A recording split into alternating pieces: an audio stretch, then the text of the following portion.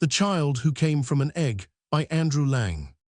Once upon a time, there lived a queen whose heart was sore because she had no children. She was sad enough when her husband was at home with her, but when he was away, she would see nobody, but sat and wept all day long. Now it happened that a war broke out with the king of a neighboring country, and the queen was left in the palace alone.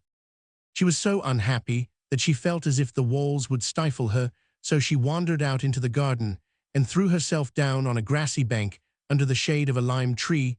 She had been there for some time when a rustle among the leaves caused her to look up, and she saw an old woman limping on her crutches towards the stream that flowed through the grounds. When she had quenched her thirst, she came straight up to the queen and said to her, "Do not take it evil, noble lady, that I dare to speak to you, and do not be afraid of me for it. May be that I shall bring you good luck."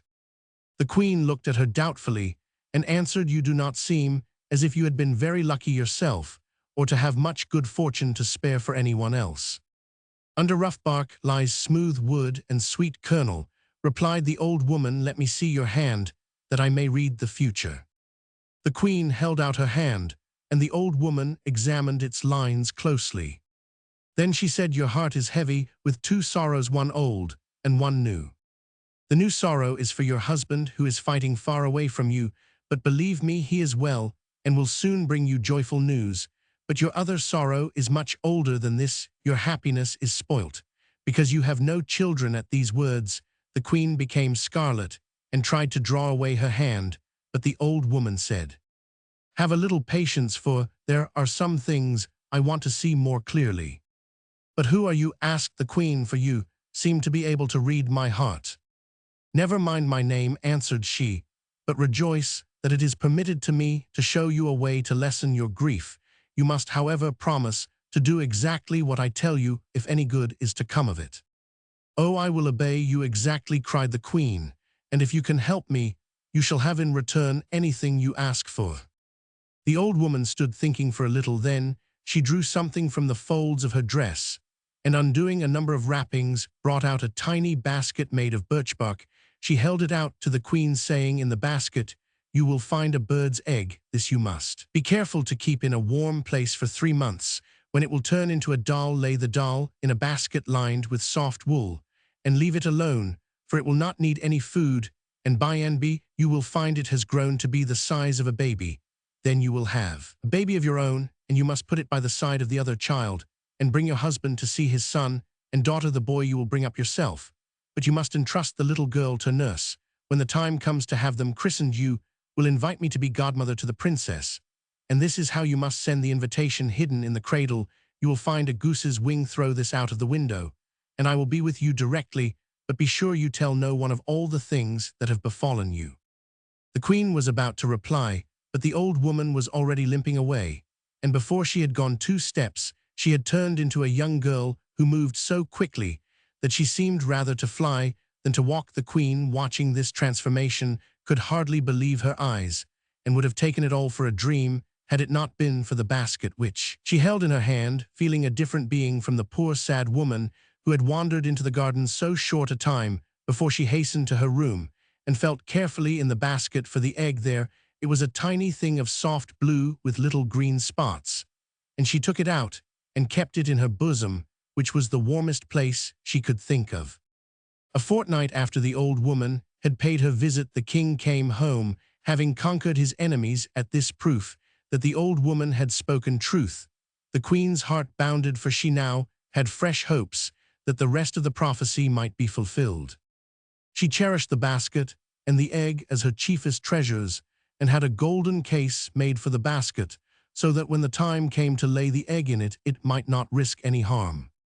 3 months passed, and as the old woman had bidden her, the queen took the egg from her bosom and laid it snugly amidst the warm woolen folds. The next morning she went to look at it, and the first thing she saw was the broken eggshell and a little doll lying among the pieces. Then she felt happy at last, and leaving the doll in peace to grow, waited, as she had been told, for a baby of her own to lay beside it. In course of time this came also, and the queen took the little girl out of the basket and placed it with her son in a golden cradle, which glittered with precious stones. Next she sent for the king, who nearly went mad with joy at the sight of the children. Soon there came a day when the whole court was ordered to be present at the christening of the royal babies, and when all was ready, the queen softly opened the window a little, and let the goose wing fly out. The guests were coming thick and fast, when suddenly there drove up a splendid coach, drawn by 6 cream-colored horses, and out of it stepped a young lady dressed in garments that shone like the sun. Her face could not be seen for a veil covered her head, but as she came up to the place where the queen was standing with the babies, she drew the veil aside, and everyone was dazzled with her beauty. She took the little girl in her arms, and holding it up before the assembled company, announced that henceforward it would be known by the name of Dotterini, a name which no one understood, but the queen, who knew that the baby had come from the yolk of an egg. The boy was called Willem. After the feast was over, and the guests were going away, the godmother laid the baby in the cradle, and said to the queen, "Whenever the baby goes to sleep, be sure you lay the basket beside her, and leave the eggshells in it. As long as you do that, no evil can come to her, so guard this treasure as the apple of your eye, and teach your daughter to do so likewise." Then, kissing the baby 3 times, she mounted her coach and drove away. The children throve well, and Dotterine's nurse loved her as if she were the baby's real mother. Every day the little girl seemed to grow prettier, and people used to say she would soon be as beautiful as her godmother. But no one knew, except the nurse, that at night, when the child slept, a strange and lovely lady bent over her. At length she told the queen what she had seen, but they determined to keep it as a secret between themselves. The twins were by this time nearly 2 years old, when the queen was taken suddenly. Roman 99. All the best doctors in the country were sent for, but it was no use, for there is no cure for death. The queen knew she was dying, and sent for Dotterine and her nurse, who had now become her lady-in-waiting. To her, as her most faithful servant, she gave the lucky basket in charge, and besought her to treasure it carefully. "When my daughter," said the queen, "is 10 years old, you are to hand it over to her, but warn her solemnly that her whole future happiness depends on the way she guards it. About my son I have no fears. He is the heir of the kingdom, and his father will look after him." The lady-in-waiting promised to carry out the queen's directions, and above all to keep the affair a secret, and that same morning the queen died. After some years, the king married again, but he did not love his second wife as he had done his first, and had only married her for reasons of ambition. She hated her stepchildren, and the king, seeing this, kept them out of the way under the care of Dotterine's old nurse. But if they ever strayed across the path of the queen, she would kick them out of her sight like dogs. On Dotterine's 10th birthday, her nurse handed her over the cradle, and repeated to her her mother's dying words, but the child was too young to understand the value of such a gift, and at first thought little about it. 2 more years slipped by, when one day during the king's absence, the stepmother found Dotterine sitting under a lime tree. She fell as usual into a passion, and beat the child so badly that Dotterine went staggering to her own room. Her nurse was not there, but suddenly, as she stood weeping, her eyes fell upon the golden case in which lay the precious basket. She thought it might contain something to amuse her, and looked eagerly inside, but nothing was there save a handful of wool and 2 empty eggshells. Very much disappointed, she lifted the wool, and there lay the goose's wing. "What old rubbish," said the child to herself, and turning through the wing out of the open window. In a moment a beautiful lady stood beside her. "Do not be afraid," said the lady, stroking Dotterine's head. "I am your godmother, and have come to pay you a visit. Your red eyes tell me that you are unhappy. I know that your stepmother is very unkind to you, but be brave and patient, and better days will come. She will have no power over you when you are grown up, and no one else can hurt you either, if only you are careful never to part from your basket or to lose the eggshells that are in it. Make a silken case for the little basket, and hide it away in your dress night and day, and you will be safe from your stepmother and anyone that tries to harm you.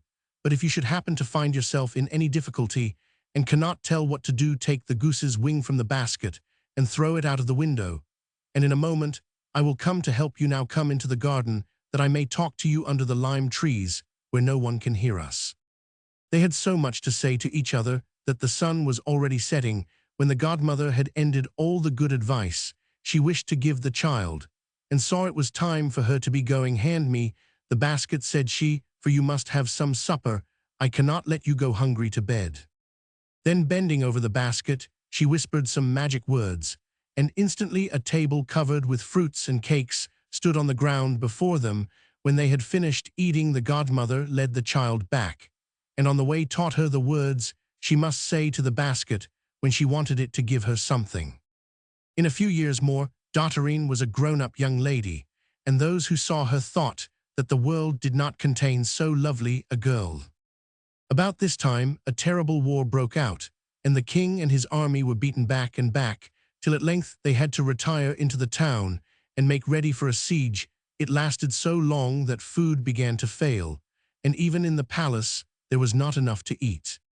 So one morning Dotterine, who had had neither supper nor breakfast, and was feeling very hungry, let her wing fly away. She was so weak and miserable that directly her godmother appeared, she burst into tears and could not speak for some time.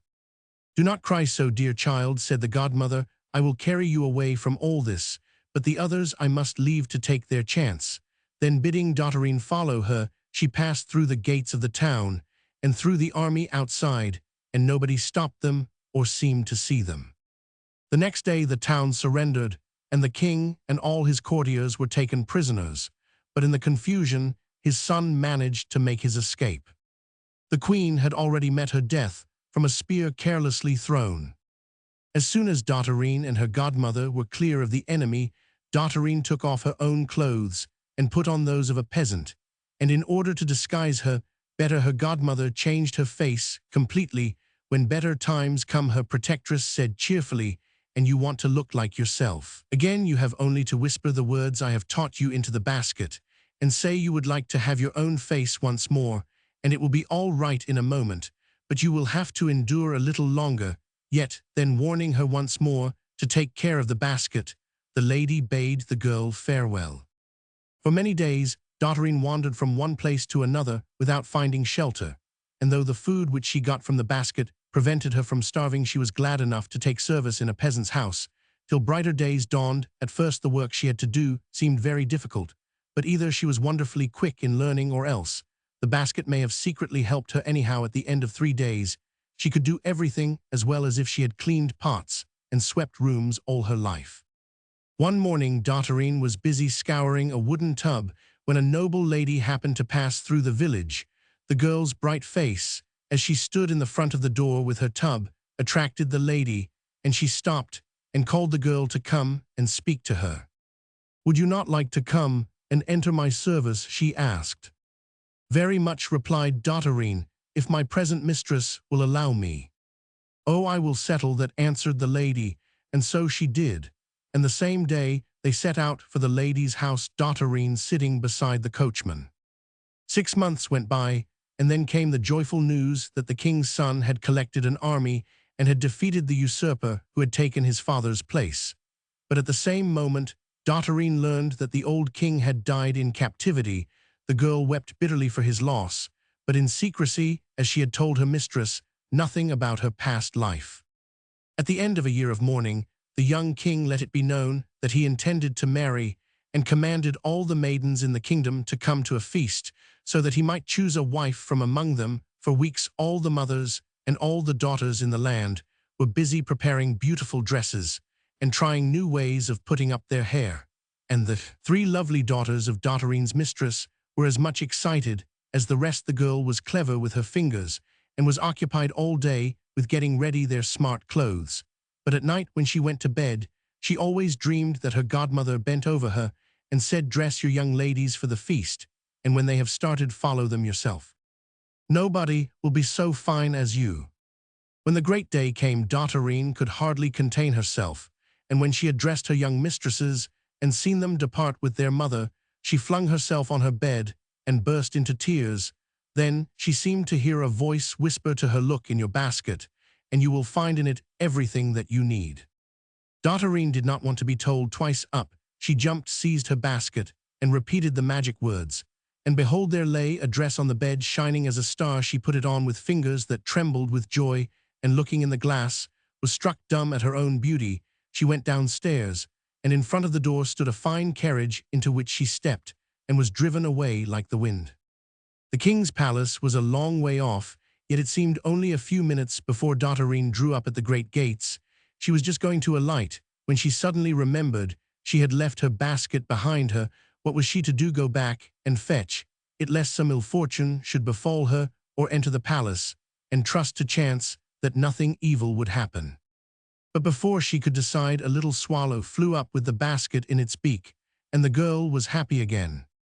The feast was already at its height, and the hall was brilliant with youth and beauty, when the door was flung wide, and Dotterine entered, making all the other maidens look pale and dim. Beside her, their hopes faded as they gazed, but their mothers whispered together, saying, "Surely this is our lost princess."